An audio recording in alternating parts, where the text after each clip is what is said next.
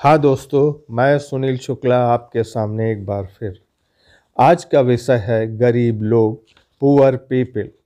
इन्फोसिस के संस्थापक और उद्योगपति नारायण मूर्ति और उनकी पत्नी सुधा मूर्ति को शादी के बाद शहर के पूंजीपति ने अपने यहाँ डिनर पर बुलाया। मूर्ति दंपत उनके घर पहुंचे। होस्ट परिवार ने दोनों लोगों का स्वागत किया। मूर्ति दंपत काफ़ी देर वहाँ रहे। लाविश डिनर हुआ, देश दुनिया की बातें हुई। होस्ट परिवार खुश हुआ कि मूर्ति दंपत उनके यहाँ आए। आदर सत्कार हुआ, किसी बात की कमी नहीं थी, सब कुछ था। ये परिवार उन्हें बाहर तक छोड़ने भी आया। सुधा व नारायण मूर्ति कार में बैठे घर के लिए रवाना हो गए, लेकिन सुधा कुछ परेशान लगी। उनका चेहरा देखकर मूर्ति भी परेशान हुए और पूछा, सुधा क्या हुआ? सुधा मूर्ति ने नारायण मूर्ति की तरफ देखा और बोली, ये कितने गरीब लोग हैं। नारायण मूर्ति ने पूछा, क्यों? सुधा ने कहा, उनके यहाँ मुझे कहीं भी किताबें नहीं दिखी। यह कहकर सुधा चुप हो गई। नारायण मूर्ति भी चुप थे, उनके पास कोई जवाब नहीं था। हाँ दोस्तों, जब मैंने ये बात समाचार पत्रों के माध्यम से जाना तो मुझे आश्चर्य नहीं हुआ कि सुधा मूर्ति बिल्कुल सही थी। सुधा मूर्ति एक पढ़ी लिखी और प्रगतिशील विचारों की महिला है, तो उनका सोचना बिल्कुल जायज़ था।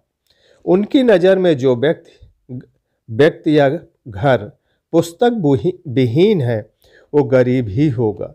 बिना ज्ञान के वो ना तो कोई कार्य कर सकता है, ना आगे बढ़ सकता है। उद्योग धंधे तो दूर की बात है। बिजनेस एक लंबे वक्त की बात होती है। केवल पैसा ही हमारे और आपके अमीर होने की निशानी नहीं हो सकता। तमाम चीज़ें मिलकर एक व्यक्ति का निर्माण करती हैं। किसी राष्ट्र की सभ्यता, कला, रहने सहने का तरीका, लोगों की सोच आदि मिलकर हम सब का निर्माण करते हैं। यह सब हमें किताबों से ही मिल सकता है।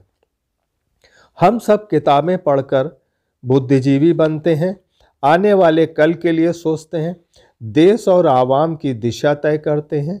आज के बिजनेस टाइकून या कंपनी के चेयरमैन पढ़े लिखे होते हैं, किताबें जरूर पढ़ते हैं, जिससे वो जान पाते हैं कि उनके वेटरन्स, टीचर्स, फिलोसफर क्या कहते हैं, अपने अनुभवों के बारे में, और साथ राय भी देते हैं। यही पुस्तकें उनको मैच्योर, नॉलेजेबल भी बनाती हैं।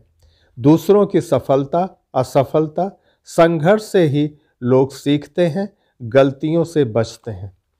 जैसे Mahatma Gandhi, Nelson Mandela, Abraham Lincoln, Martin Luther King, Tolstoy, JRD. Tata, Birlas, Bajaj group के लोगों ने ही पूरी दुनिया को बदला है। इन सब की आत्मकथाएं, संघर्ष गाथाएं, जीवनी अनुभव, दृष्टि और दृष्टिकोण से सीखने को मिलता है और आगे बढ़ने का मार्गदर्शन। किताबें पढ़ने का रोमांच कुछ अलग होता है और टिकाऊ होता है, बशर्ते आपने कितनी संजीदगी से उन्हें पढ़ा है। इससे आपका बौद्धिक स्तर बढ़ता है, व्यवहार में बदलाव आता है और दूसरों के विचारों और संवेदनाओं को भली भांति समझ सकते हैं। किताबें हम सबकी सामाजिक और आध्यात्मिक जीवन यात्रा को भी सफल बनाने में कारगर होती हैं। आइए हम सब अपने मन की एक अच्छी किताब पढ़ें। यही नहीं, एमिलिया क्लार्क ने कहा है, उन लोगों पर कभी विश्वास मत करो जिनका टीवी उनके बुक शेल्फ से बड़ा हो।